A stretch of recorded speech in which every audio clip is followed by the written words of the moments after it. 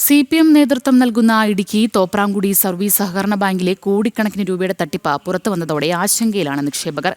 ചിട്ടികൂടിയും പണിയെടുത്തും സ്വരുക്കൂട്ടിയ തുക നിക്ഷേപിച്ചവർ എന്തു ചെയ്യണമെന്നറിയാതെ ആവലാതിപ്പെടുകയാണ്. ബാങ്കിലെ വിശ്വസിച്ച 1 കോടിയിലധികം രൂപ നിക്ഷേപിച്ചവർ വരെ ഇക്കൂട്ടത്തിലുണ്ട്. CPM ഭരിക്കുന്ന തോപ്രാംകുടി സർവീസ് സഹകരണ ബാങ്കിന്റെ വഞ്ചനക്കിരയായ നിക്ഷേപകർ അനവധിയാണ്.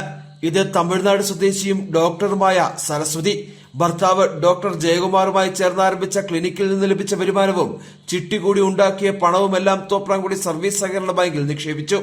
40 ലക്ഷത്തിലധികം രൂപയുടെ നിക്ഷേപം തിരികെ ലഭിക്കുന്നതിനായി കഴിഞ്ഞ 3 വർഷമായി ബാങ്കുകൾ കയറിറങ്ങുകയാണ് ഇവർ. തരാമെന്ന മറുപടിയല്ലാതെ മറ്റു വിശദീകരണങ്ങളൊന്നും ബാങ്ക് അധികൃതരുടെ ഭാഗത്തു നിന്ന് ഉണ്ടായിട്ടില്ല. 3 വർഷമായിട്ട് ചോദിച്ചുകൊണ്ടേയിരിക്കുക, തരാം വിളിക്കാം, ഇങ്ങനെയൊക്കെ പറയുള്ളൂ. മിനിങ്ങാന്ന് പോയിട്ട് വന്നിട്ടോ അതേ പറഞ്ഞിട്ടുള്ളൂ. പിന്നെ മിനിങ്ങാന്ന് ഒരു എഴുത്തും കൂടെ കൊടുത്തിട്ടാ വന്നത്. ഇങ്ങനെ ചിട്ടി ചേർന്നോ കിടക്കളായിട്ടോ മന്ത്ലി ആയിട്ടോ അങ്ങനെയൊക്കെ ആയിട്ട് കുറെ നാളുകളായിട്ടുള്ളതാണ്. ഒന്നും കിട്ടിയിട്ടില്ല. പണം തിരികെ ലഭിക്കുമോ എന്ന് പോലും ഇപ്പോൾ അറിയില്ലെന്നാണ് സരസ്വതി പറയുന്നത്. 10,000 രൂപ മുതൽ 1 കോടി രൂപ വരെ നിക്ഷേപിച്ച 200-ലധികം പേരാണ് പണം കിട്ടാതെ വിഷമിക്കുന്നത്.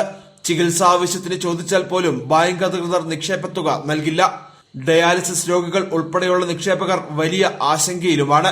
2021-2026 കാലഘട്ടത്തിൽ 10 കോടിയിലധികം രൂപയാണ് അന്നത്തെ ബാങ്ക് പ്രസിഡന്റ്, സെക്രട്ടറി, മറ്റ് ജീവനക്കാർ ഉൾപ്പെടെ കവർന്നത്. മുരിക്കാശ്ശേരി പോലീസ് കേസെടുത്ത് അന്വേഷണം ആരംഭിച്ചെങ്കിലും പ്രതികളെ ഇതുവരെ കസ്റ്റഡിയിലെടുത്ത് ചോദ്യം ചെയ്യാൻ പോലും തയ്യാറായിട്ടില്ല. ജനം, ഇടുക്കി.